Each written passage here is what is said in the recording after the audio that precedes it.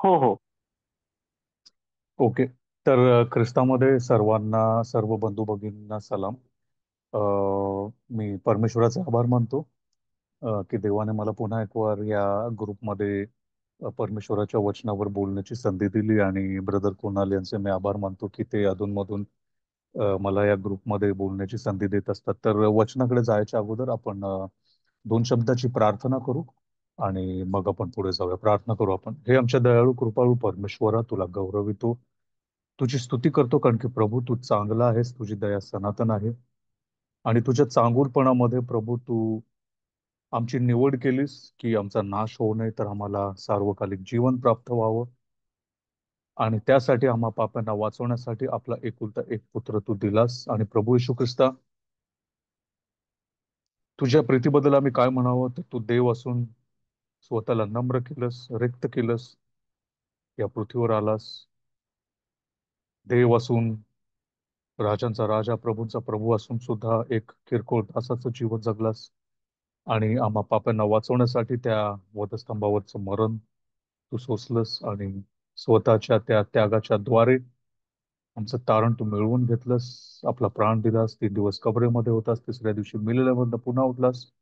आज देवपित्याच्या उजवीकडे आहेस आणि आपल्या लेकरांसाठी मध्यस्थी करतोस. आणि तुझं अभिवचन आम्हाला आहे की तू परत येणार आहेस आपल्या लेकरांना घ्यायला.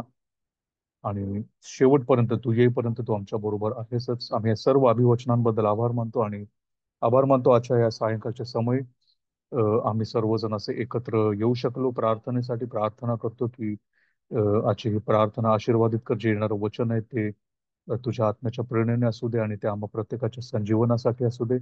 प्रार्थना करतो, आमचं हृदय उघड, आमचं अंतःकरण उघड, आणि स्थिर चित्त आम्हा प्रत्येकाला दे. कसल्या गोष्टीची काळजी चिंता करू नये, तर पूर्ण लक्ष आम्ही तुझ्याकडे लावावं. यासाठी प्रभू आम्हाला स्थिर चित्त दे, ही विनंती प्रार्थना करतो. आणि प्रभू येऊन बोल आमच्या बरोबर, आणि आम्हाला आत्मिकदृष्ट्या संजीवित कर. तुझे आभार मानतो, धन्यवाद देतो. सर्व गौरव मान महिमा तुझ्याच तोड नावाला देतो. प्रभू यीशू ख्रिस्ताद्वारे ही प्रार्थना विनंती केली म्हणून तो ऐकते. आमीन आमीन. तर हा हा जो विषय आहे, ब्रदरांनी आता जे वाचून दाखवलं की प्रभू येशू ख्रिस्ताचं जे मरण आहे आणि त्याचं पुनरुत्थान जे आहे, त्याला आपण प्रतिसाद काय द्यावा. तर विषय निवडणं अर्थातच उद्देश हा होता की आत्ताच गेल्या 2 आठवड्यांपूर्वी आपण अ, उत्तम शुक्रवार आणि पुनरुत्थानाचा दिवस जो आहे तो आपण साजरा केला. आणि अर्थातच आपण ज्या ज्या मंडळांमध्ये आपण जातो तिथे आपण अ, ह्या गोष्टींवर आपण वचन ऐकलं असेल. उत्तम शुक्रवारी कदाचित काही मंडळांमध्ये 7 शब्दांवर, ख्रिस्ताच्या वधस्तंभावरील 7 शब्दांवर बोललं जातं. आणि पुनरुत्थानाच्या दिवशी कसं मरिया मगदलिनीला प्रभू येशू ख्रिस्तांना पहिल्यांदा भेट दिली आणि शिष्यांना वगैरे, म्हणजे ह्या गोष्टी आपण ऐकल्या असतील. आणि त्यामुळे म्हटलं ही गोष्ट ताजी असतानाच आपण थोडंसं आणखी खोलवर आपण विचार करूया. आणि बऱ्याच सेवकांनी माझी खात्री आहे की हा विषय घेतलाच असेल.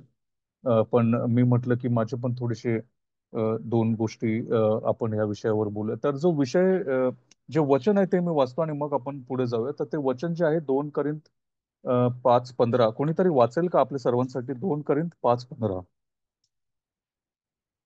5वा अध्याय 15वं वचन.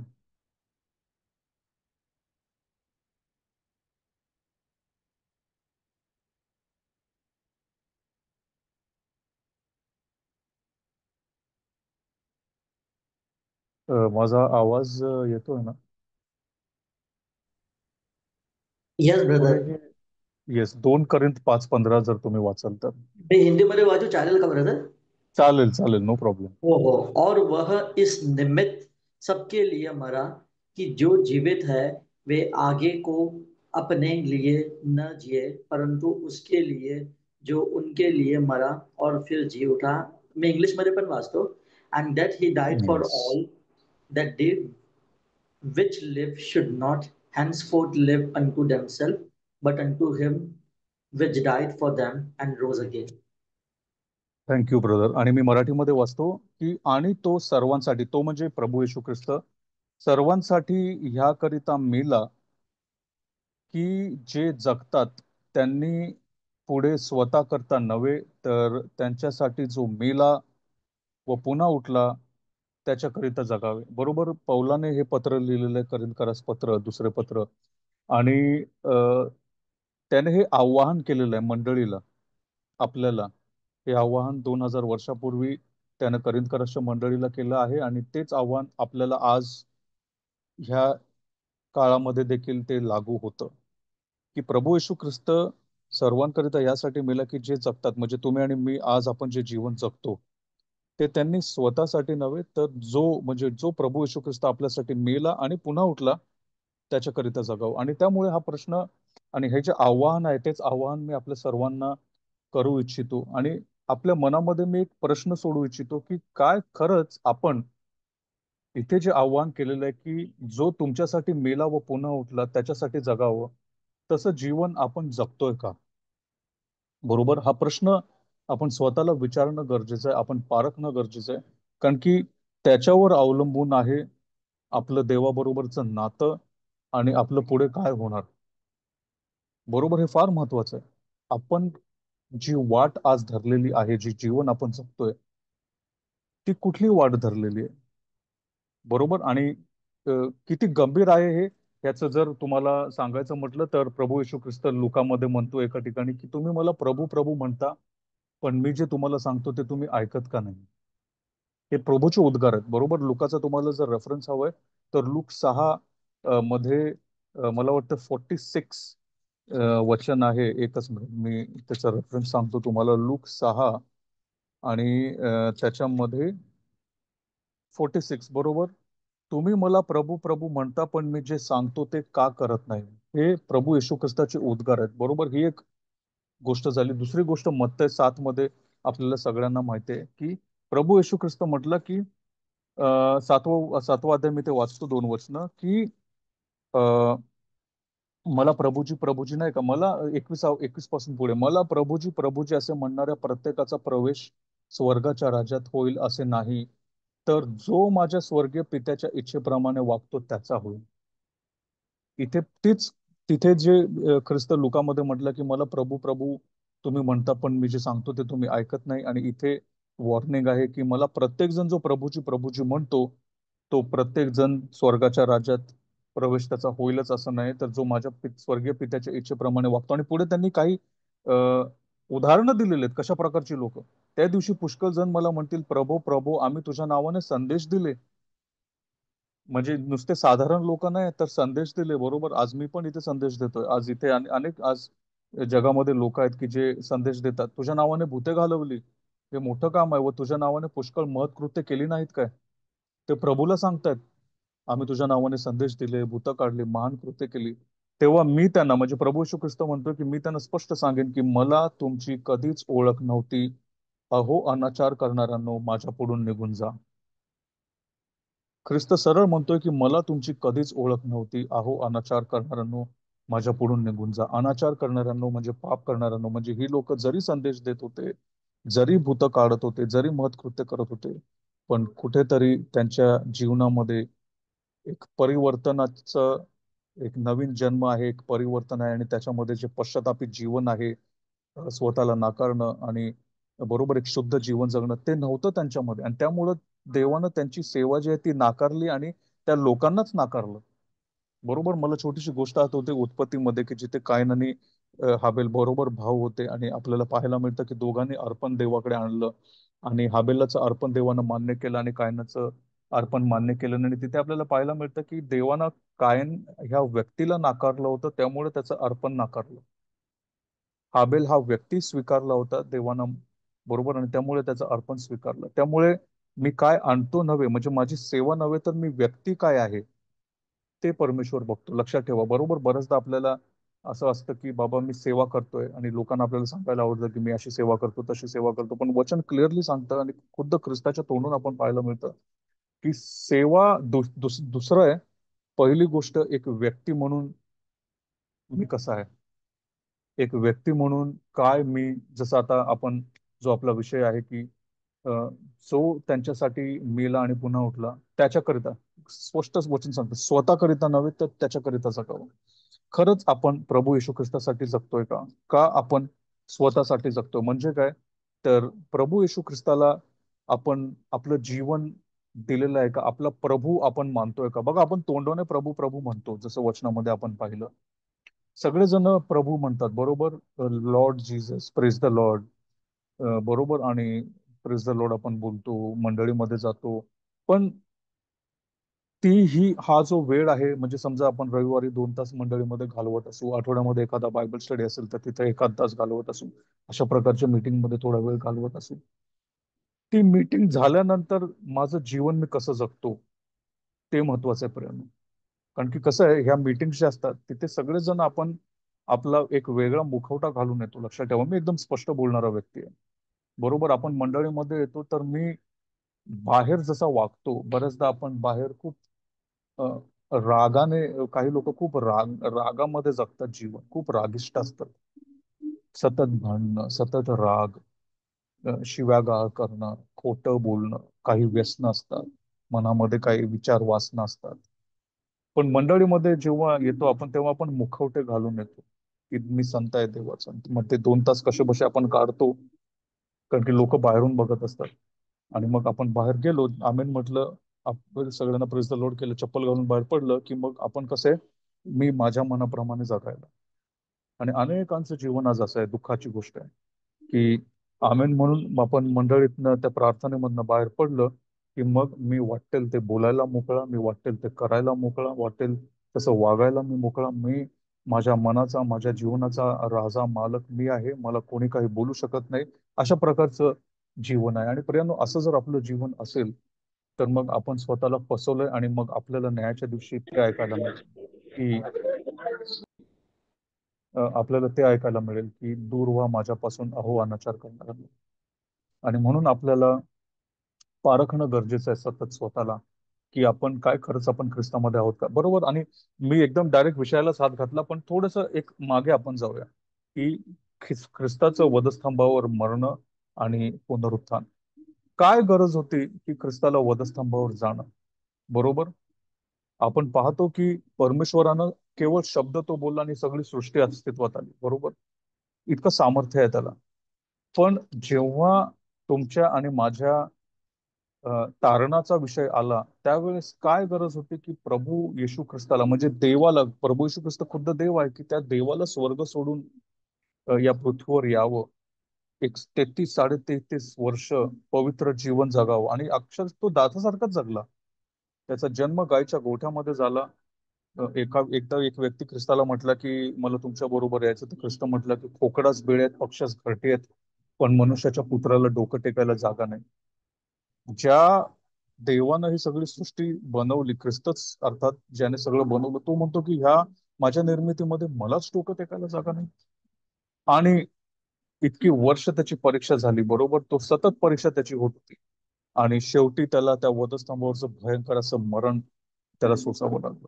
काय गरज आहे, म्हणजे इतकं पाप, म्हणजे सांगायचं तात्पर्य काय की तुमचं आणि प्रियांनो माझं पाप एवढं भयंकर आहे, आपली अवस्था इतकी वाईट आहे की त्यासाठी तुम्हाला आणि मला वाचवायला देवाला स्वर्ग सोडून स्वर्ग सोडून या पृथ्वीवर यावं लागतं, बरोबर. तर एकच मिनिट द्या हा मला, एकच मिनिट.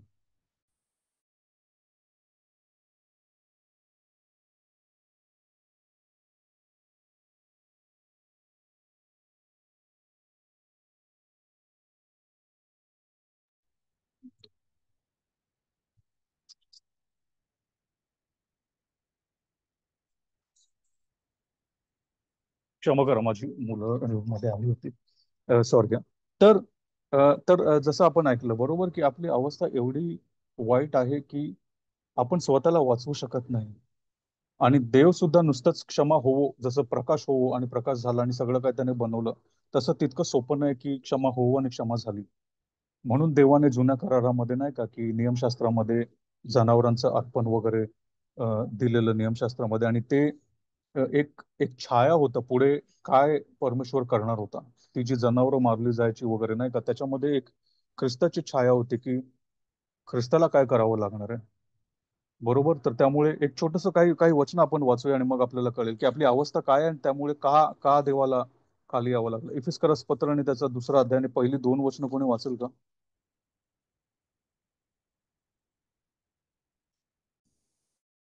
इफिस्करस पत्र 2रा अध्याय 2 वचनं पहिली. एजा प्लीज क्लोज द डोर.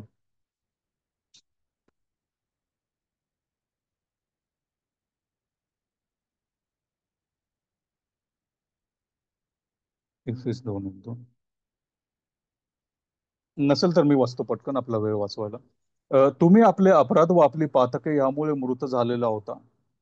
बरोबर, ही माणसाची अवस्था, ही सगळ्यांची अवस्था आहे. असं नाही की काही ठराविक लोकांना, फक्त इफिसकराच्या लोकांना लागू आहे. नाही, आपली सगळ्यांची अवस्था ती आहे. तुम्ही आपले अपराध व आपली पातके यामुळे मृत झालेले होता, मेलेले होता तुम्ही. त्या पातकांमध्ये तुम्ही पूर्वी चालत होता, अर्थात या जगाच्या रहाटीप्रमाणे, अंतरिक्षातील राज्याचा अधिपती म्हणजे सैतान, म्हणजे आज्ञा मोडणाऱ्या लोकात आता कार्य करणाऱ्या आत्म्याचा अधिपती याच्या धोरणाप्रमाणे चालत होता. ही सगळ्यांची अवस्था होती प्रियांनो. सगळेजण आपण असेच पापामध्ये मेलेले असे होतो. बरोबर, त्यामुळं कोणालाच आपल्याला असं वाटू नये की आपण ख्रिस्ताकडे आलो, आपण देवाकडे आलो. बरोबर, देवानं आपल्याला निवडलं, देवानं दया केली. आणि खालीच तिथे म्हटलेलं, मी सगळं काही वाचत बसत नाही, खाली 4 वचन म्हटलेलं आहे की तरी देव दया संपन्न आहे, म्हणून आपण आपल्या अपराधांमुळे मृत झालेले असताही त्याने आपल्यावरील स्वतःच्या अपरंपार प्रेमामुळे, बरोबर, आपण पापामध्ये मेलेलो असलो तरी देव दया संपन्न आहे, आणि म्हणून त्याने आपलं प्रेम जे आहे त्या प्रेमामुळे ख्रिस्ताबरोबर आपल्याला जिवंत केले, कृपेने तुमचे तारण झालेले आहे. ख्रिस्ताबरोबर म्हणजे ख्रिस्ताचं पुनरुत्थान झालं तसं आपल्याला देखील जिवंत केलं. आणि खाली परत जर शेवटी मी 8व्यावर आलो तर, कारण कृपेनेच विश्वासाच्या द्वारे तुमचे तारण झालेले आहे, आणि हे तुमच्या हातून झाले असे नाही, तर ते देवाचं दान. तारण जे आहे ते कृपेनं आपलं तारण झालेलं आहे. बरोबर, विश्वास आहे, आणि विश्वास सुद्धा देवाचंच दान आहे. ते आपल्या कृत्याने झालेलं नाहीये. कोणी आढ्यता बाळगू नये म्हणून कर्म केल्यानं हे झालं नाही. म्हणजे आपलं तारण जे आहे ते आपल्या कर्माने झालेलं नाही. एक गोष्ट नाही का, तुम्ही सुद्धा ऐकली असेल की चांगल्या कर्मांनी आपलं तारण होत नाही, तर तारणामुळे आपण चांगली कर्म करतो. लक्षात ठेवा सगळ्यांनी, म्हणजे बरोबर, नीतिमान जे आपण ठरतो ते केवळ विश्वासाने ठरतो. आपण आपल्या चांगल्या कृत्यांनी नीतिमान ठरत नाही. नीतिमान ठरणे म्हणजे काय, तर देवानं आपला जो स्वीकार केलेला आहे, बरोबर तसं. आणि 10व्या वचनामध्ये आपल्याला पाहायला मिळतं, आपण सत्कृत्य करावी म्हणून ख्रिस्त येशूच्या ठायी निर्माण केलेले असे आपण त्याची हस्तकृती आहोत. ती सत्कृत्य आचरित आपण आपला आयुष्यक्रम चालवावा म्हणून देवानं ती पूर्वी योजून ठेवलेले आहेत. सत्कृत्य तारणानंतर, कारण की वचनामध्ये यशाया 44:6 मध्ये म्हटलेले की आपली धार्मिक कृत्ये घाणेरड्या वस्त्रांसारखी आहेत. आपली धार्मिक कृत्ये घाणेरड्या वस्त्रांसारखी आहेत देवासमोर, असं देवाचं वचन सांगतं. बरोबर, हे माझ्या मनचे विचार नाही, हे देवाचं वचन सांगतं. तर त्यामुळे आपल्या कुठल्याच कृत्याने आपलं तारण होत नाही, तर देव दया करतो, तो कृपा पुरवतो, आणि तो बरोबर आपल्याला कृपेनं आपलं तो तारण करतो. तर त्यामुळे प्रियानो, ही गोष्ट आहे आपली की ख्रिस्तानं आपल्यासाठी स्वर्ग सोडून यावं, ही देवाची योजना आहे. बरोबर, हे अचानक नाही झालं की अचानक म्हणजे आदाम आणि हवेनं पाप केलं आणि देवानं त्यावेळेस विचार केला की अरे बाबा, यांनी हे तर पाप करून बसले, काय करायचं. देवाला अगोदरपासून माहित होतं. वचनामध्ये म्हटलेलं आहे जगाच्या स्थापनेपूर्वी, प्रगटीकरण 13:8 मध्ये, की जगाच्या स्थापनेपूर्वी वधिलेला कोकरा. आता जगाच्या स्थापनेपूर्वी वधिलेला कोकरा म्हणजे काय, जगाची स्थापना म्हणजे पहिलं वचन, शास्त्रातलं पहिलं वचन, प्रारंभी देवाने आकाश आणि पृथ्वी निर्माण केली, ही जगाची स्थापना. आणि देवाचं वचन सांगतं या स्थापनेच्या अगोदर वधिलेला कोकरा, म्हणजे देवाला तेव्हाच माहित होतं की मानवजात पाप करणारे, त्याची लेकरं पाप करणार, आणि त्यांच्यासाठी जी सोय करावी लागणार आहे ती म्हणजे आपला जो देव आहे, त्रैक्य देव, पिता पुत्र पवित्र आत्मा, त्यातला दुसरा जो व्यक्ती आहे, त्याला या मानवजातीच्या पापासाठी मरावं लागणार, हे तिथे ठरलं होतं जगाच्या स्थापनेपूर्वी. त्याची घोषणा एदेन बागेमध्ये झाली, बरोबर, जेव्हा आदाम हवेनं पाप केला आणि मग देव बोलला की तुझी संतती तिचे टाच फोडेल, तिची संतती तुझं डोकं फोडेल. ही घोषणा झाली. पण योजना जगाच्या स्थापनेपूर्वी, ही फक्त घोषणा होती. आणि मग आपल्याला पाहायला मिळतं की जुन्या करारामध्ये एक आपल्याला छाया, जसं मगाशी म्हटलं नियमशास्त्रामध्ये एक छाया बघायला मिळते. आणि सुरुवात एदेन बागेमध्ये, थोडस मी बद्दल बोलतो की कसं काय ख्रिस्ताला आपल्यासाठी का मरावं लागलं. एदेन बागेमध्येच पाहायला मिळतं की जेव्हा आदाम आणि हवेनं पाप केलं, तर त्यांना कळालं की ते नग्न आहेत, आणि त्यांनी नग्नता झाकायला झाडाची पालं शिवली. आणि देवाला पण माहित होतं की ते पालं त्यांना झाकू शकत नाहीत, आणि शेवटी मग देवानं काय केलं की देवानं त्यांना चमड्याची वस्त्र दिली. आता देवानं त्यांना चमड्याची वस्त्र दिली, तर ते चामडं कुठून आलं, तर देवानं एका जनावराला मारलं. पाप केलं आदाम हवेनं, मरावं लागलं एका निष्पाप प्राण्याला. देवानं त्या प्राण्याला मारलं आणि त्याचं चामडं काढून त्याचे कपडे बनवून आदाम हवेला दिली. म्हणजे तिथनं सुरुवात आहे मानवाला झाकायची. बरोबर, हे ते झालं. त्याच्यानंतर आपण पाहतो वलांडणाचा कोकरा. बरोबर, देवाचे लोक, इस्रायल लोक हे मिस्र देशामध्ये होते, आणि त्यांना मिसर देशातनं देव बाहेर काढणार होता आणि ती शेवटची पिढा प्रथम जन्मलेला मारणं, तेव्हा देवानं वलांडण सण त्यांना दिलं आणि देवानं काय सांगितलं, कोकरा मारा आणि त्याचं रक्त तुम्ही दरवाजाच्या पट्टीवर लावा आणि ज्या ज्या दरवाजावर ते रक्त दिसेल त्या घरामध्ये मृत्यू येणार नाही. बरोबर. आणि परत तिथे पाहायला मिळतं की एक जनावर मारलं गेलं, त्याचं रक्त त्या कपाळपट्टीवर दरवाजाच्या लावलं गेलं आणि त्या रक्तामुळे मरणाचा दूत जो आहे तो ते ओलांडून तो पुढे गेला आणि मग मिसर देशातली प्रथम जन्मलेले मारले गेले. तिथं आपल्याला परत पाहायला मिळतं की एक जनावर मारलं गेलं आणि मग नियमशास्त्रामध्ये आपल्याला वेगवेगळ्या प्रकारची अर्पण पाहायला मिळतात. पापासाठी हा घोडा मारा किंवा हे बकरा मारा, मेंढरा मारा वगैरे वगैरे. म्हणजे पूर्ण शास्त्रामध्ये आपल्याला सुरुवातीपासून देवाने एक त्यांना छाया दिली होती की बरोबर मनुष्याच्या पापासाठी एक दुसऱ्या कोणाला तरी एक निष्पाप जीवाला मरावं लागणार आणि शेवटी देवाला खुद्द यावं लागलं, ख्रिस्त आला. आणि त्यामुळं अनेकदा एक गैरसमज आहे, अनेकदा असं शिकवलं जातं की आपण इतके महान आहोत की देव आला बघा आपल्याला वाचवायला. आपण महान नाही, आपली अवस्था एवढी दयनीय आहे की कोणच वाचवू शकत नाही. त्यामुळे देवाला उतरून यावं लागलं तुम्हाला मला वाचवायला. देवाला त्या अतिशय शरमनाक, अतिशय भयंकर अशा त्या वधस्तंभावरील मरणातनं जावं लागलं तुम्हाला मला वाचवायला प्रियांनो. तर त्यामुळे आपण स्वतःला खूप जास्त नाही समजलं पाहिजे की अरे मी किती महान आहे, किती महान नाही. आपण पापी आहोत. आपल्याला पातकांची क्षमेची गरज आहे. पश्चाताप आपण करणं गरजेचं आहे आणि फक्त देवाचं रक्तच तुम्हाला मला वाचवू शकतं. तर हे वधस्तंभावरचं बरोबर. एक काही गोष्टी आपण अजून काही एक दोन वचन आपण पाहूया प्रियांनो. तिताला पत्र याचा दुसरा अध्याय. परत आपल्याला देवाची कृपा आणि ख्रिस्ताचं काम आपल्याला पाहायला मिळतं. तिताला पत्र मीच वचन वाचतो ती तिताला पत्र दुसरा अध्याय आणि सॉरी तिसरा अध्याय 3 पासनं 6 7 पर्यंत मी वाचतो आणि परत मग दुसरा अध्यायामधले काही वचनं वाचतो. परत आपली अवस्था आपण बघूया. तिताला पत्र तिसरा अध्याय 3 पासून पुढे. कारण आपणही पूर्वी निर्बुद्ध, म्हणजे बिंडोक असे म्हटलं तरी चालेल, निर्बुद्ध, अवज्ञा करणारे, आज्ञापालन न करणारे, बहकलेले, नाना प्रकारच्या वासनांचे व विलासांचे दास्य करणारे, दुष्टपणा व हेवा ह्यात आयुष्य घालविणारे, द्वेषपात्र व एकमेकांचा द्वेष करणारे असे होतो. बरोबर. मगाशी पाऊल आपण इफिसकरस पत्रामध्ये वाचलं तसंच आहे. आपण आपण हे सगळं आपण बोलतोय तो पाऊल. तो असं नाही बोलत तुम्ही, आपण म्हणजे तो स्वतः सुद्धा, म्हणजे आपण सगळं मानव जात जी आहे ती अशी होती. बिनडोक, बंडखोर, आज्ञापालन न करणारे, बहकलेले. रोमकारास पत्रामध्ये पाऊल म्हणतो की कोणीही देवाचा शोध करत नाही, एकही, सर्वजण भटकलेले आहेत. एकही जण देवाचा शोध करत नाही. बरोबर. वासनांचे विलासांचे दास्य करणारे, दुष्टपणा हेवा यात आयुष्य घालणारे, द्वेषपात्र, एकमेकांचा द्वेष करणारे असे होतो. परंतु जेव्हा आपला तारणारा देव याची दया व मनुष्यांवरील प्रेम प्रगट झाले, परत आपल्याला बरोबर देवाची दया, देवाकडनं आदामाने हवेनं पाप केलं तेव्हा ते गेले ना देवाकडे, देवा आम्हाला क्षमा कर. देव आला, आदामा तू कुठे आहेस? प्रत्येक वेळेस आपल्याला पाहायला मिळतं माणूस पाप करतो आणि तो लपतो जाऊन आणि तो देवाकडे येत नाही. देव येतो नेहमी दयेमध्ये. देव येतो मानवाकडे, अरे तू कुठे आहेस? तेव्हा आपण केलेल्या नीतीच्या कृत्याने नव्हे तर नव्या जन्माचे स्नान व पवित्र आत्म्याने केलेले नवीकरण यांच्याद्वारे त्याने आपल्या दयेनुसार आपणास तारिले. बरोबर. त्यानं केलं.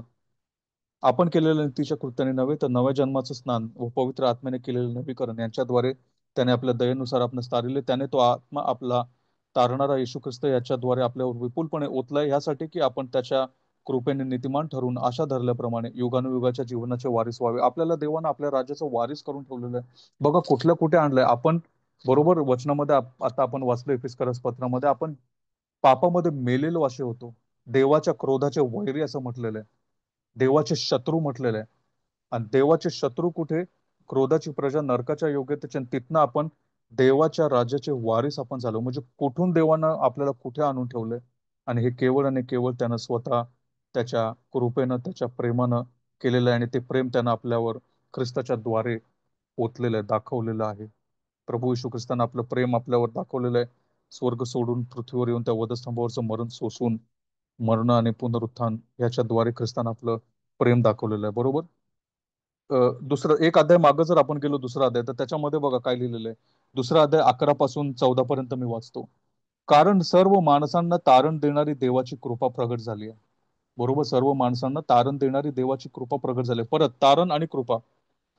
तारण हे माझ्या चांगल्या कृत्यांनी किंवा मी बायबल वाचतो, मी प्रार्थनेला जातो, मी चर्चला जातो, मी पश्चाताप करतो, मी क्षमा मागतो, मी नाही. तारण फक्त देव देव देव देव. सर्व माणसांना तारण देणारी देवाची कृपा प्रगट झाली आहे. तो आपल्याला असे शिकवतो. थोडा वेळ मी थांबतो इथे. एक छोटीशी गोष्ट मला आठवते. ख्रिस्तानं एक छोटीशी गोष्ट सांगितली. बरोबर एक एक परुषी होता, तो प्रार्थनेला गेला मंदिरामध्ये, आणि एक जकातदार प्रार्थनेला गेला. परुषी जो होता तो सरळ आतमध्ये गेला आणि समोर तो उभा राहिला आणि तो म्हणतो की मी उपास करतो, मी दानधर्म करतो, बरोबर मी या जकातदारासारखा किंवा हे जे वेश्या व्यवसाय करणारे आणि इतर अशी लोकांची नावं घेतो, या लोकांसारखा नाही. आणि तो जकातदार जो बाहेर उभा असतो तो बोलतो मी ह्याच्यासारखा पण नाहीये, आणि तो निघून जातो. आणि मग जो जकातदार आहे तो कशी प्रार्थना करतो, तो आत यायला हिंमत नाही त्याची मंदिरामध्ये, तो बाहेर उभा राहतोय. वर त्याची बघायची हिंमत नाही, तो खाली मान झुकवलेला आहे, ऊर बडवतोय तो. आणि तो एकच वाक्य बोलतो की मी पापी आहे, मग पापेवर दया कर. आणि ख्रिस्त म्हटलं की हा जो दुसरा व्यक्ती आहे तो नीतिमान ठरून गेला, कारण की त्यानं देवावर विश्वास ठेवला आणि त्यानं क्षमा मागितली देवावर की देवा मी तुझा अपराध आहे, मग पापेवर दया कर. आणि ख्रिस्त म्हटला की हा नीतिमान ठरून आपल्या घरी गेला. पहिला जो मी करत देवाकडे आला त्याला देवानं नाकारलं.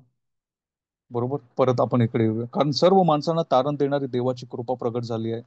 तो आपल्याला असं शिकवतो की धन्य आशा प्राप्तीची, म्हणजे आपला थोर देव व तारणारा असा जो येशू ख्रिस्त. बरोबर. इथं परत एक स्पष्टपणे ख्रिस्ताला देव म्हटलेलं आहे. अनेक ठिकाणी देवाचा पुत्र वगैरे वगैरे म्हटलेलं आहे. पण इथे एक बरोबर शास्त्रामध्ये जर एक भाग जर तुम्हाला पाहिजे की कुठं ख्रिस्ताला देव म्हटलं, तर इथं म्हटलेलं आहे की थोर देव व तारणारा असा जो येशू ख्रिस्त, त्याचे गौरव प्रगट होण्याची वाट पाहत आपण अभक्तीला व ऐहिक वासनांना नाकारून, म्हणजे इथे ते काय काय दिलेलं आहे की आपण आता कसं जगावं. आपण म्हणजे ज्यांनी तारणाचा अनुभव घेतलेला आहे, नवीन जीवनाचा अनुभव घेतलेला आहे.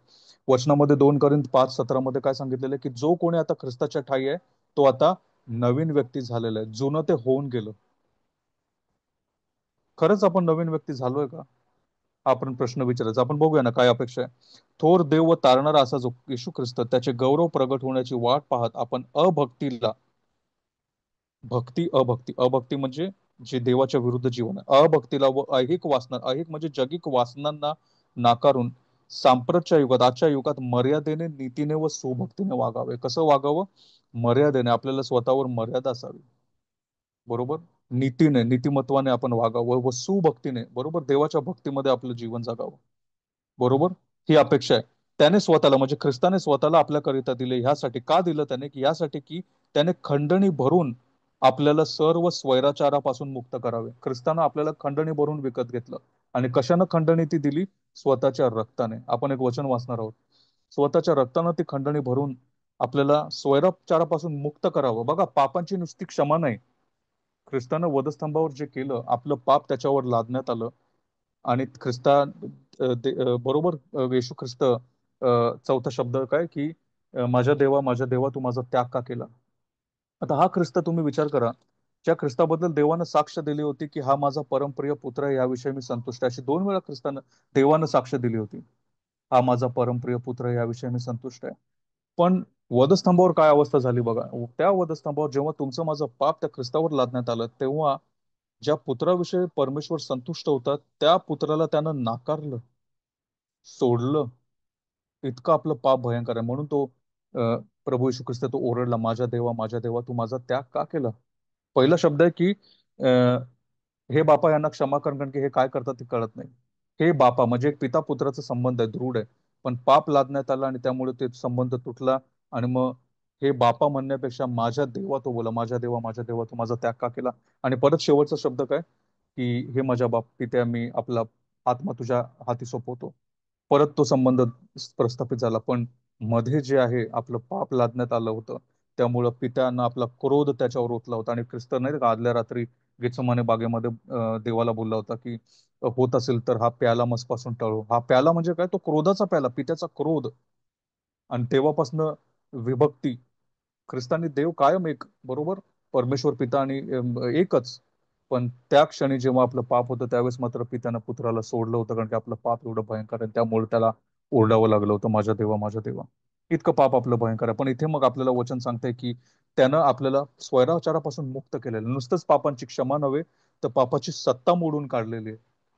रोमकरा 6:14, पाप तुमच्यावर सत्ता चालवणार नाही, कारण की तुम्ही आता नियमशास्त्राच्या अधीन नाही, तर तुम्ही कृपेच्या अधीन आहात. ती सत्ताच मोडून काढली देवाने, ख्रिस्ताने. आणि चांगल्या कामात तत्पर असे आपले स्वतःचे लोक आपल्यासाठी शुद्ध करून ठेवावे. शुद्धीकरण गरजेचं आहे.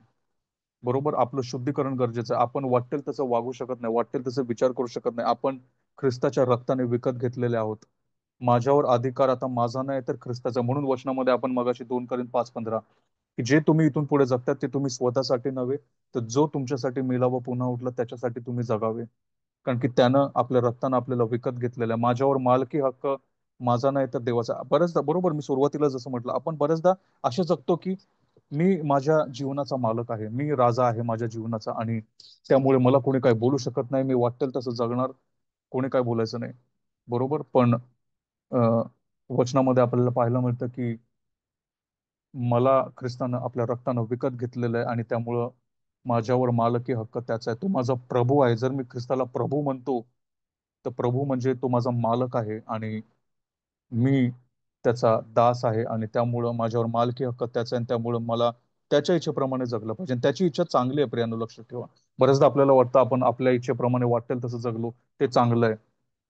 पण आपण, देवाचं वचन सांगतं की एका व्यक्तीला एक मार्ग दिसतो पण त्याच्या शेवटी मृत्यू आहे. आपण आपल्या इच्छेप्रमाणे जगलो तर शेवटी मृत्यू आहे, नाश आहे. नुसता मृत्यू नव्हे तर नाश आहे. पण आपण ख्रिस्ताच्या इच्छेप्रमाणे जगलो तर आपल्याला शेवटी जीवन आहे. बरोबर. आणि ख्रिस्त उदाहरण देतो नाही का, मग ते 7व्या अध्यायामध्ये, की डोंगरावरल्या प्रवचनानंतर तो 2 व्यक्तींची उदाहरणं देतो. एक शहाणा मनुष्य, एक मूर्ख मनुष्य. शहाणा मनुष्य काय, की त्यानं देवाचं वचन ऐकलं, ख्रिस्ताचं वचन ऐकलं, आणि त्याची कसं सांगितलं ख्रिस्ताने, की त्यानं आपलं घर बांधलं एका खडकावर, आणि वादळ वारा पाऊस आला पण ते घर काही पडलं नाही. आणि तो खडक म्हणजे ख्रिस्ताची शिकवण. त्या शिकवणीवर त्या व्यक्तीनं त्या शिकवणीनुसार आपलं जीवन जगलं. म्हणजे तुम्ही आणि मी जर आपण ख्रिस्ताच्या वचनानुसार जर आपलं जीवन जगलो, तर आपलं जीवन ते घर जे आहे खडकावर बांधलेलं मजबूत असं होणार. नाहीतर मग दुसरा मनुष्य त्यानं पण वचन ऐकलं, लक्षात ठेवा.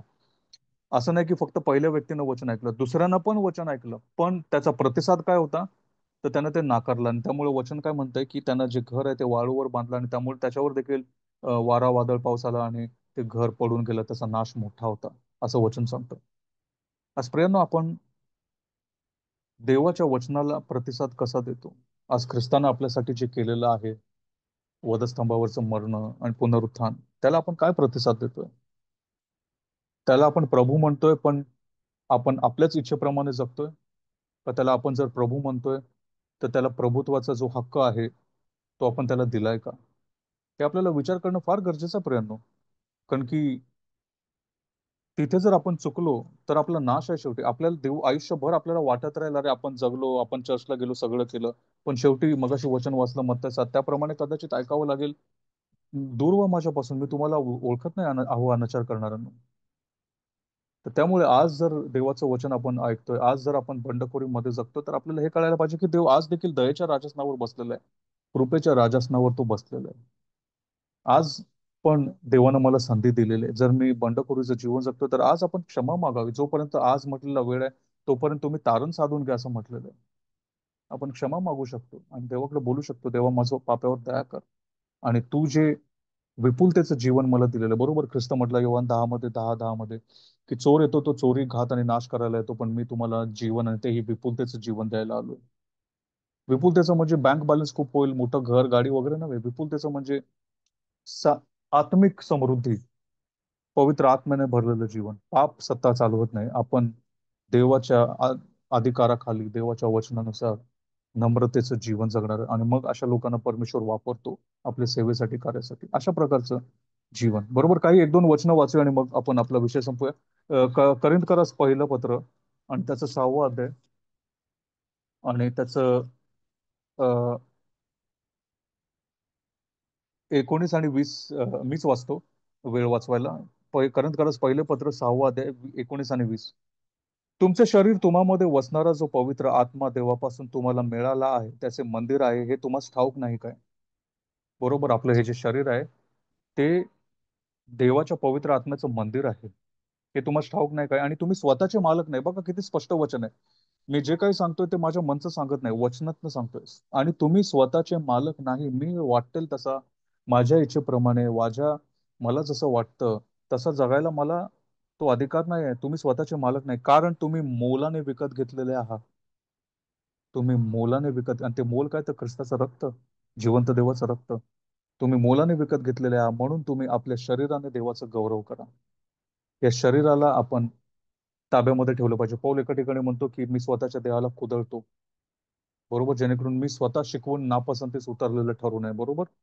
बरोबर. एका ठिकाणी अजून एक आपण वचन वाचूया, की हे जे मूल आहे, ते पहिला अध्याय, पहिलं पेत्र पहिला अध्याय, आणि त्याचं मला वाटतं 18 वचन, 18 वचन सांगतं, पहिलं पेत्र पहिला अध्याय 18 वचन. कारण वाढ वडिलांच्या परंपरेने चालत आलेल्या तुमच्या निरर्थक वागणुकीपासून सोने रुपे अशा नाशवंत वस्तूंनी नव्हे. सोने रुपयाला नाशवंत वस्तू म्हटलेलं आहे.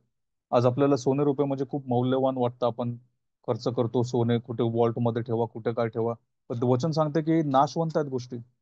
स्वर्गामधले रस्ते सोन्याचे आहेत, पायाखाली तुडवणार आहे आपण सोनं. बरोबर. आज आपण डोक्यावर अंगावर घालतो, पण वचनामध्ये म्हटलेलं आहे की पायाखाली तिथले रस्ते सोन्याचे. ठीक आहे. तर अशा नाशवंत वस्तूने नव्हे, तर निष्कलंक व निर्दोष कोकरा असा जो ख्रिस्त, त्याच्या मूल्यवान रक्ताने तुम्ही मुक्त झालेले आहे. जी खंडणी भरून दिलेली आहे, ते निष्कलंक व निर्दोष कोकरा. बरोबर. बाप्तिस्मा करणारा पौल नाही का ख्रिस्ताला बघून म्हणलं की हा पहा, जगाचं पाप हरण करणारा देवाचा कोकरा. तर हा जो कोकरा आहे, जो ख्रिस्त, त्याच्या मूल्यवान रक्ताने तुम्ही मुक्त झालेले आहात. आणि परत मी सांगतो, नुसत्या पापांची क्षमा नव्हे, तर पापाची जी सत्ता आहे आपल्यावर, ती सत्ताच मोडीत काढली आहे ख्रिस्तानं. आमेन. देवाची स्तुती असो. खूप महान कार्य केलंय. तर नुसतं हे नाही की बाबा क्षमा मागितली परत ते जीवन जगा. क्षमा, अतिशय दुःखाची गोष्ट आहे की बरेचदा आपण अशा प्रकारचं जीवन जगतो. क्षमा मागा, तेच करा, क्षमा मागा, तेच करा, आयुष्य गेले तेच, क्षमा मागा, तेच करा. पण ती सत्ता मोडत काढलेली आहे. आणि ती सत्ता, ते सामर्थ्य आपल्याला दिलेलं आहे. पुनरुत्थानाचं ते सामर्थ्य आहे. ख्रिस्ताचं पुनरुत्थान, मेलेल्यामधनं पुन्हा उठला, तो पुनरुत्थानाचं सामर्थ्य आहे. आपण जर प्रार्थना केली की देवा मला या पापातनं माझी सुटका कर, कुठलंही भयानक किती का पाप असो ना, किती खोल मुरलेलं पाप असो ना, असे ना, परमेश्वर तुम्हाला त्याच्यातनं बाहेर काढेल. जर आपण ख्रिस्ताकडे गेलो, देवाकडे गेलो, आपण मदत मागायला. पाप तुमच्यावर सत्ता चालवणार नाही, कारण की तुम्ही नियमशास्त्राच्या अधीन नाही, तर कृपेच्या अधीन आहात. कृपा दिलेली आहे. कृपा म्हणजे सामर्थ्य आहे आपल्याला हर प्रकारच्या पापावर विजय मिळवायला. आणि म्हणून हेच सांगेन मी, बरोबर, ख्रिस्तानं वधस्तंभावर आपला प्राण दिला, 3 दिवस कबरेमध्ये राहिला, तिसऱ्या दिवशी मेलेला मधनं पुन्हा उठला, देवपित्याच्याकडे गेला, आज उजवीकडे बसलाय, मध्यस्थी करतोय. पण असं नाही की मी माझं काम केलं, आता तुम्ही तुमचं बघा, असं नाहीये. त्याने सोडलेलं नाहीये. बरोबर. तो शिष्यांना काय म्हटलं, पहा, शेवटपर्यंत मी तुमच्या बरोबर आहे. मी तुम्हाला अनाथ असं सोडणार नाही. मी माझा दुसरा कैवारी तुम्हाला देऊन जातो. त्यामुळे देवानं आपल्याला पवित्र आत्मा दिलेला आहे.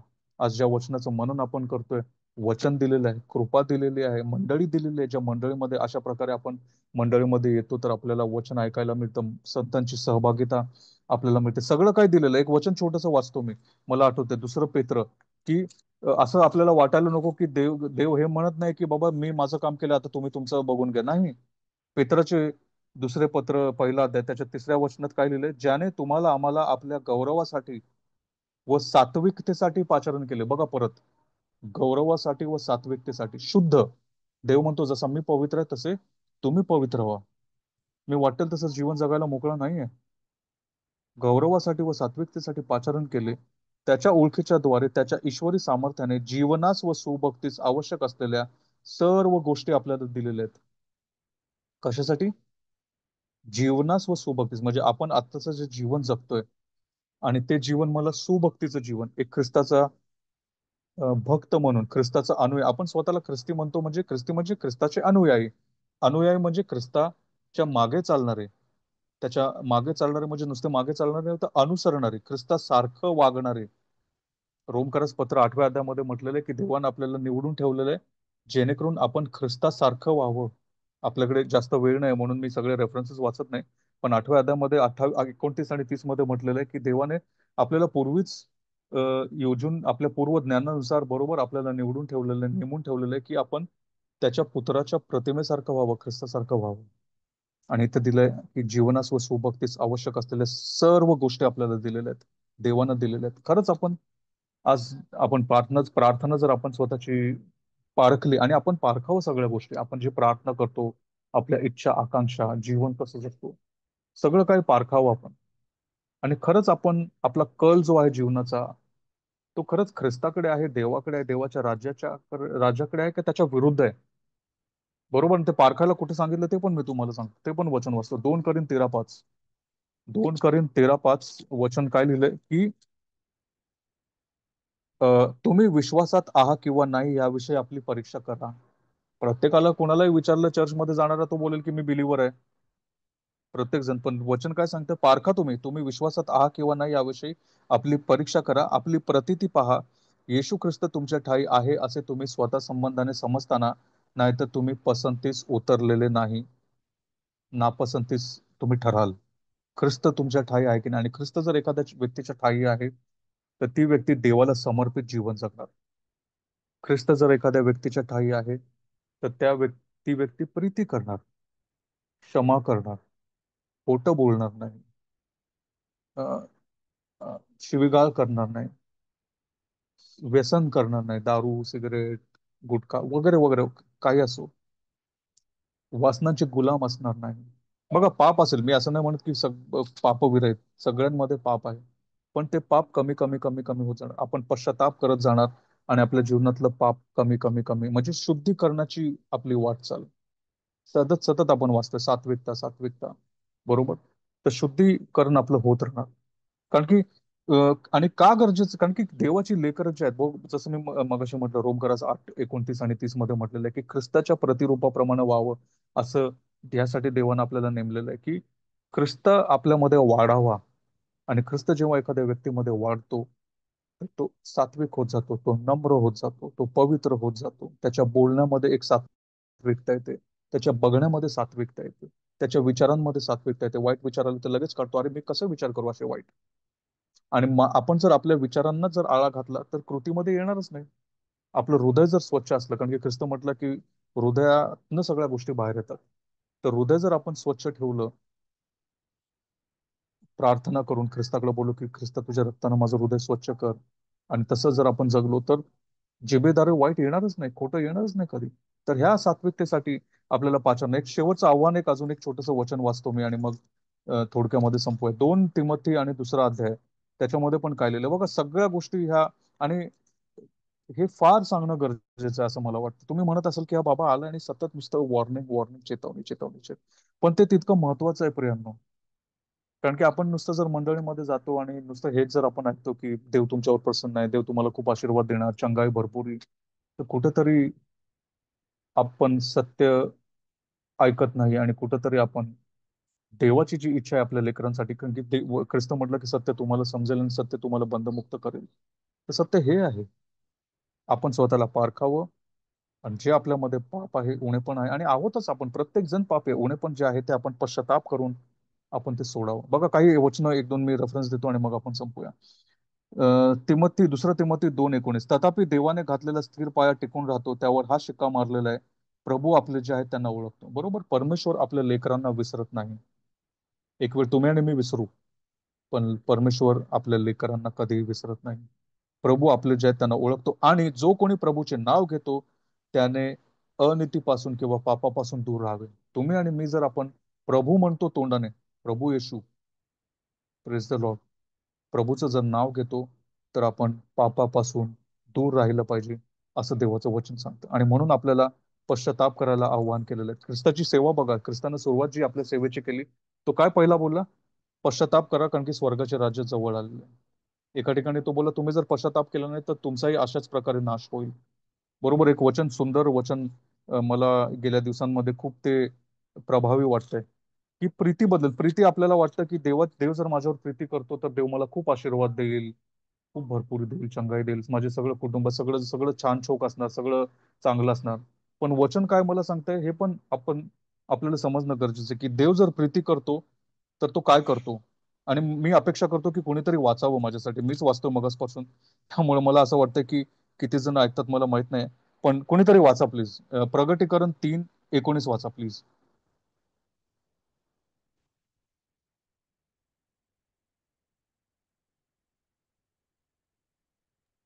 प्रगटीकरण 3:19 आपण वाचूया.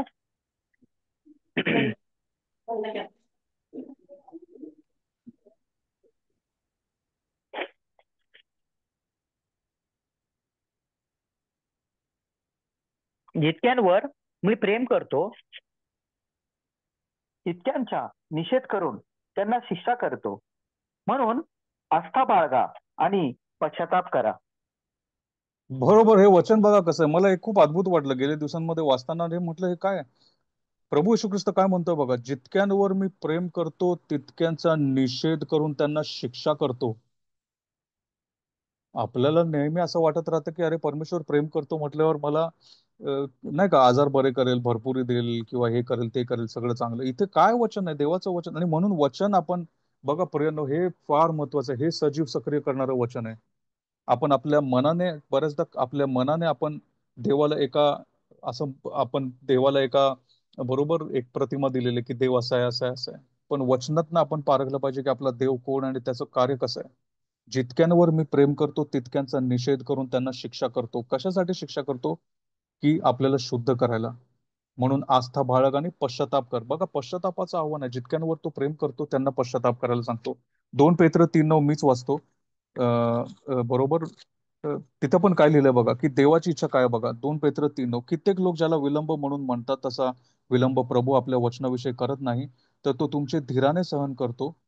सहनच करतो. आज जर मी इथं जिवंत आहे तर देव सहन करतो म्हणून, नाहीतर मला कधीच देवानं मारून टाकायला पाहिजे होतं. काही ना काहीतरी पाप सगळ्यांमध्ये आहे. पण आज जर आपण इतके जीव बसलेले आहोत, आज आपण या मीटिंग मध्ये आहोत, जिवंत आहोत, तर देव सहनशील आहे म्हणून. मी चांगला आहे किंवा असं नाहीये.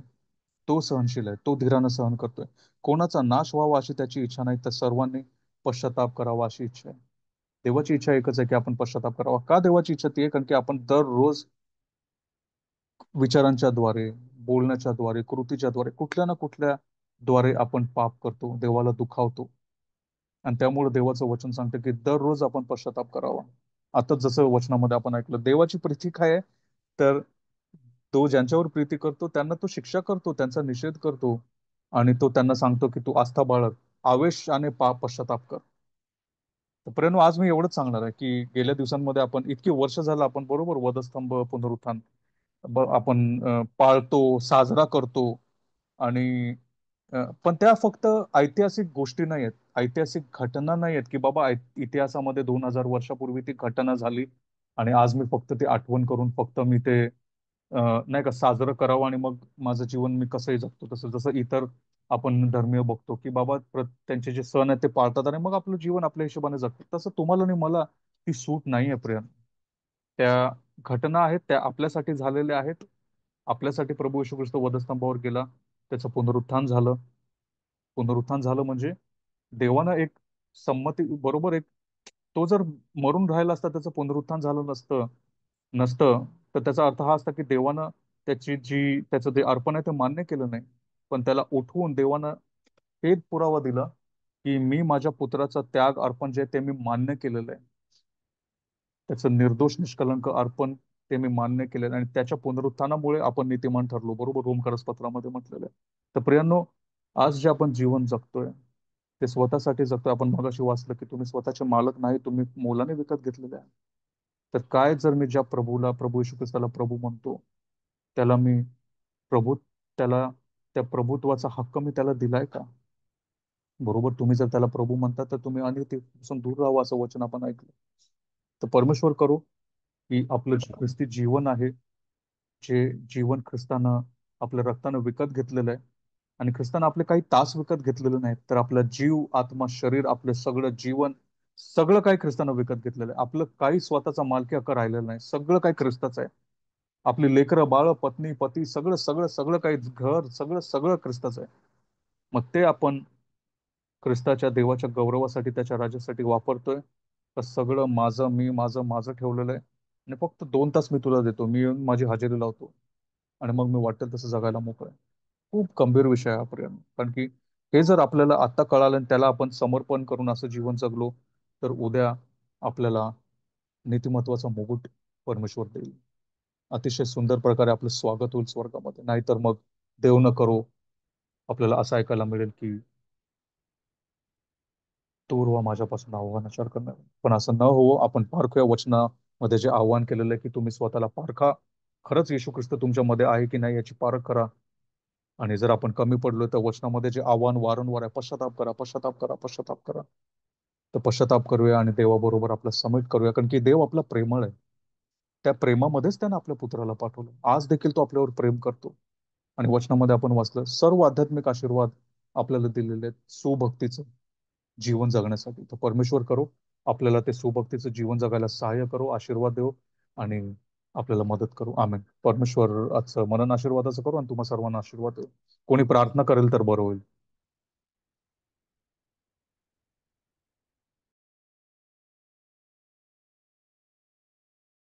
की वचनावर मी प्रार्थना करू आणि मग शेवटची प्रार्थना होईल. ब्रदर तुम्हीच सांगा. आपण प्रार्थना करूया. धन्यवाद तारक परमेश्वर पित्या, प्रभू परमेश्वर पित्या, आम्हा सर्वांना तू एकत्र केल्याचं धन्यवाद परमेश्वर पित्या. खरोखरचे सुंदरचं वचन परमेश्वर पित्या आमच्यासाठी तू नेमून ठेवलं होतं, त्यासाठी तुझे आभार. परमेश्वर पित्या, हे वचन फक्त परमेश्वर पित्या आम्ही ऐकणारे नसून त्याप्रमाणे कृती करणारे असून दे. नाहीतर परमेश्वर पित्या अशाप्रमाणे आमचे शारीरिक मुख परमेश्वर पित्या आम्ही आरशात बघणाऱ्या व्यक्तीसारखे आहे, जे आता परमेश्वर पिता पाहतो आम्ही कसे दिसत होता, नंतर आम्ही विसरून जातो परमेश्वर पिता. तसं न होता परमेश्वर पिता आम्ही हे सर्व काही गोष्टी, हे जे मौल्यवान परमेश्वर पिता, जे हिरे आणि मोती ह्याच्यापेक्षा पण मौल्यवान वचन आणि शिक्षण जे आम्हाला भेटलेले आहे, त्याप्रमाणे आचरण करणारे असून दे, असं होऊ दे परमेश्वर पिता. हे करण्यासाठी तू आम्हाला सहाय्य करता पण. या गोष्टी करण्यासाठी परमेश्वर पित्या आम्हाला तुझ्या कृपेची गरज आहे. तुझी कृपा आम्हाला पुरव परमेश्वर पित्या. आज परमेश्वर पित्या सुंदर रीतीने परमेश्वर पित्या तर सुहास यांनी आम्हाला जे सुरुवातीपासून आतापर्यंत चालवलं, यासाठी तुझे आभार मानतो. या दरम्यान कुठलाही नेटवर्क इश्यू होऊन दिला नाही, जेणेकरून प्रत्येक वचन, प्रत्येक शब्द आमच्या कानात पडून ते हृदयात जावा, हृदयात काम व्हावं, ते जीवनात लागू व्हाव्या, आमचं परिवर्तन व्हावं आणि त्याप्रमाणे परमेश्वर पित्या आम्ही कृतीमध्ये आणावं. ह्या गोष्टीसाठी परमेश्वर पित्या तू सर्व काही गोष्टीची अरेंजमेंट केली, योजना केल्या आणि त्याप्रमाणेच घडलं. तर तुझं वचन म्हणतं की स्वर्गातून दिल्या वाचन तुम्हाला काही मिळू शकत नाही. आज स्वर्गातून हा मन्ना परमेश्वर पित्या आमच्यापर्यंत पोहोचवला, त्यासाठी तुझे आभार मानतो परमेश्वर पित्या, धन्यवाद मानतो परमेश्वर पित्या. ही सर्व प्रार्थना नासुर येशू ख्रिस्ताचं नावाने मागतो म्हणतो आई. आमेन आमेन.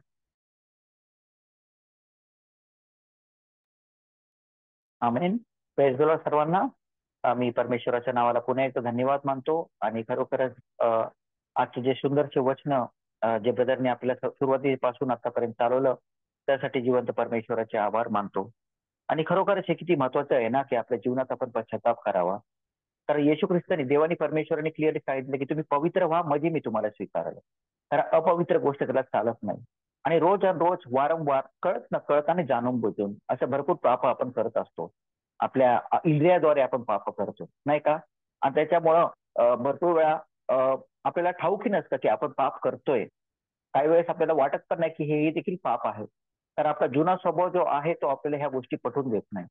आणि त्याच्यामुळे पश्चाताप ही खूण आपल्याला दिलेली आहे. आणि त्यामुळं आपल्याला पश्चाताप करणं खूप गरजेचं आहे. ज्यावेळेस सुरुवातीपासून आपण बघतो की देव किती पवित्र आहे. जेव्हा आदम आणि हवानी पाप केलं आणि त्यावेळेस आपण पाहतो सुहासनी खूप सुंदर रीतीने आपल्याला समजून सांगितलं की त्याने ते त्यांच्या शरीराला जे झाडाची पानं आहे ते गुंडाळली, नाही का? पण त्याप्रमाणे पश्चाताप होत नाही किंवा त्याप्रमाणे पाप क्षमा होत नाही, हे देवाने क्लिअर दाखवून दिलं. आणि त्याच्यामुळे एक जनावर मारून त्याची जे स्किन आहे ते स्किन त्यांना गुंडाळली, हे दाखवण्यासाठी की ह्या प्रकारे पापाची क्षमा होती. पुढच्या जनरेशन मध्ये पण परमेश्वर एवढा प्रीती करत होता की प्रत्येक वेळेस परमेश्वर काय ना काय ते योजना करत होता. पण कॉमन गोष्ट हीच होती की अर्पण, नाही का?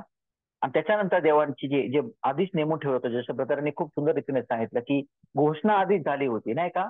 पण त्याची जे त्याचं जे कृती आहे ते त्याप्रमाणे वधस्तंभ केले गेली. तर घोषणा आधी झाली होती की स्त्रीचं जे बीज आहे ती शैतानाचं जे डोकं आहे ते फोडून टाकेल, नाही का? त्याच्या टाचेने. आणि त्याची ती घोषणा त्यावेळेस झाली होती. पण योजना पण किती महत्वाची आहे. ही योजना हे होणं किती इम्पॉर्टंट होतं, कारण परमेश्वर आपल्यावर प्रेम करतो. देव हा प्रेम आहे. आणि प्रत्येक वेळेस मनुष्य पाप करत गेला, प्रत्येक वेळेसाठी योजना केली आणि शेवटी फायनली मोठी योजना झाली, येशू ख्रिस्त आपल्यासाठी वधस्तंभावर केला गेला. आणि त्याचप्रमाणे आपलं पाप क्षमा झालेलं आहे. पण जसं महत्वाची गोष्ट आज ब्रदर सुहासने आपल्यासोबत बोलली की आता आपण स्वतःचे नाहीये, आपण मोलाने विकत घेतलेले आहोत, नाही का? जर एखादा व्यक्ती आहे, जर आपण 8 तास कुठे जॉब करतो, उदाहरण घ्या, तर जॉब करत असताना तो 8 तासासाठी आपण स्वतःचे नसतो, आपण त्या व्यक्तीचे असतो जो आपल्याला पगार देणार असतो, नाही का? पण हे आपण पैसा पेमेंट भेटतो म्हणून आपण जॉब करतो, नाही का? हे दोन्ही गोष्टी इक्वलंट आहे. पण हे किती महत्वाचं आहे आणि हे किती फरक आहे की आपल्यासारख्या पापी, येशू ख्रिस्ताला माहिती होतं की आपण सर्वजण पापी आहोत, नाही का? बायबल क्लिअरली सांगते की एखाद्या चांगल्या मनुष्यासाठी कदाचित मरण्यास कोणी पण तयार होईल. पण आपण सर्वजण पापी असताना सुद्धा येशू ख्रिस्त वधस्तंभ खेळायला तयार झाला. तर ही कृपा आहे, नाही का? अद्भुत कृपा आहे. आणि खरोखरच ही कृपा आपण घेऊन ते स्वीकारावं आणि हे कबूल करावं की आता आपण स्वतःचे नाहीये. जर आपण मोलाने विकत घेतलेलं आहोत, तर राहिलेलं आयुष्य आपण देवाला संतुष्ट करत आहोत का? त्याला पाहिजे तसं जीवन जगत आहोत का? हे प्रश्न विचारणं खूप गरजेचे आहे. आणि जर नाहीये तसं, तर जर मी शेवटी सांगितलं की खरोखरच प्रभू येशू असं नको म्हणायला की मला तुमची कधीच ओळख नव्हती. आणि त्याच्यामुळं आपल्याला आपलं आत्मपरीक्षण करणं, स्वपरीक्षण करणं खूप जास्त महत्वाचं आहे. रोज आणि रोज वारंवार या गोष्टी करणं महत्वाचं आहे. जेपर्यंत देहात आहोत तेपर्यंत ह्या गोष्टी खूप इम्पॉर्टंट आहे. कारण चोरासारखा तो दिवस येईल असे देवाने सांगितलेले, येशू ख्रिस्ताने सांगितलेले, आणि ते स्वतः येशू ख्रिस्ताला सुद्धा माहित नाहीये. फक्त पित्याला ठाऊक आहे तो दिवस. चोर कसा आहे तो आपल्या सर्वांना ठाऊक आहे. तो घर जो मालक असतो त्याला अजिबात कळत नाही की चोर येणार आहे. तो आवाज पण करत नाही, अचानक येतो, एक सरप्राईज दिल्यासारखं येतो, नाही का? आणि त्याच्यामुळे हे उदाहरण सांगितलेलं आहे. तर तो सरप्राईज यायच्या आधीच आपण स्वपरीक्षण, आत्मपरीक्षण करणं गरजेचं आहे. जिथं जिथं आज देखील आपण चुका करतो, कुठल्या मनुष्यासमोर नाही पण परमेश्वरासमोर कबूल करणं गरजेचं आहे. कारण पाप क्षमा तो करणार आहे, नाही का? येशू ख्रिस्ताचं मूल्यवान रक्त त्याच गोष्टींसाठी सांडलं गेलेलं आहे. तर ही खूप मोठी ऑपॉर्च्युनिटी आहे जी जगाकडे नाहीये. ही ऑपॉर्च्युनिटी प्रत्येकाला भेटलेली नाहीये. पण ज्यांनी येशू ख्रिस्तावर आपला विश्वास ठेवला, ज्यांनी पण कबूल केले की येशू हा प्रभू आहे आणि देवाने त्याला मेलेल्यातून उठवलेला आहे, त्याचं कारण होऊ शकतं. आणि ही ऑपॉर्च्युनिटी आपण न सोडता आपण रोज रोज आत्मपरीक्षण करणं गरजेचं आहे. तर मी ब्रदर सुहास यांचे मनापासून धन्यवाद देतो आजच्या सुंदरच्या वचनासाठी. सुरुवातीपासून आतापर्यंत खूप सुंदर रीतीने आपण चालवलं ब्रदर, आणि खरोखरच आम्ही सर्वजण आशीर्वादित झालेलो आहोत. देवाची कृपा आहे, आज आपल्याकडे रेकॉर्डिंग सुद्धा आहे. आणि त्याच्यामुळं जे जे बंधू भगिनी या आपल्या मिटिंगला जॉईन न होऊ शकले ते देखील हा सुंदरचा संदेश ऐकू शकेल, त्यासाठी मी परमेश्वराचे आभार मानतो. Thank you Suhas brother, God bless you. Thank you. Thank you brother. देवा सर्व गौरव परमेश्वरालाच. थँक्यू. आमेन आमेन. मी विश्वास करतो जसं मी आणि माझं कुटुंब आशीर्वादित झालेलं आहे, तसं आपण देखील आशीर्वादित झालेला असाल. तर जसं जसं परमेश्वर आपल्याला ते वैयक्तिकरित्या बोलला असेल तर आपण आपला फोन अनम्यूट करून आपण 2 शब्द बोलू शकता. पुढचा समय आपला आहे.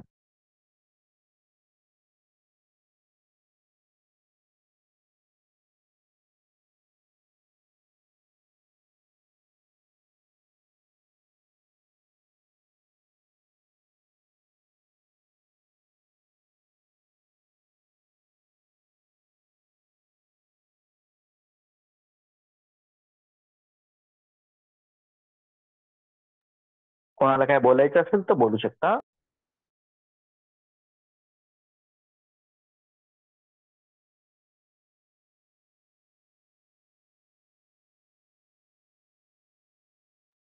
काही सेकंड आपण थांबूया.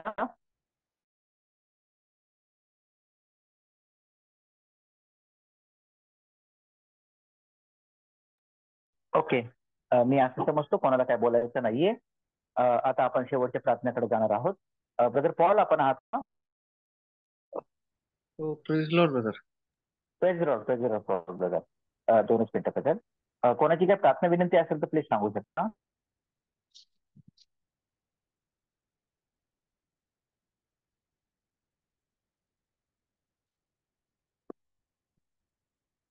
ओके. ब्रदर पॉल, आजच्या सुंदरच्या वचनासाठी परमेश्वराचे आभार मानूया. सुरुवातीपासून आतापर्यंत परमेश्वराने अद्भुत रीतीने आपल्याला चालवलं, त्यासाठी परमेश्वराचे आभार मानूया. तिच्या कल्पना वाघमारे यांनी सुंदरशी स्तुती आराधना केली. ब्रदर सचिन आदमानी यांनी सुरुवातीची प्रार्थना केली. आणि खऱ्या रीतीने आज देव वैयक्तिकरित्या आपल्यासोबत बोललेला आहे, आपल्या अंतःकरणासोबत बोललेला आहे, आणि त्यासाठी परमेश्वराचे आभार मानूया. ब्रदर सुहास, त्यांची मिनिस्ट्री, त्यांची फॅमिली, त्यांच्या जॉब या सर्व गोष्टीसाठी प्रार्थना करूया. आणि आपले म्हणजे जेवढे मेंबर्स आहेत त्यांच्यासाठी प्रार्थना करूया. पुढच्या समय आपल्या कॉल करतात. थँक्यू. ओके, आपण प्रार्थना करू. आपण डोळे बंद करू.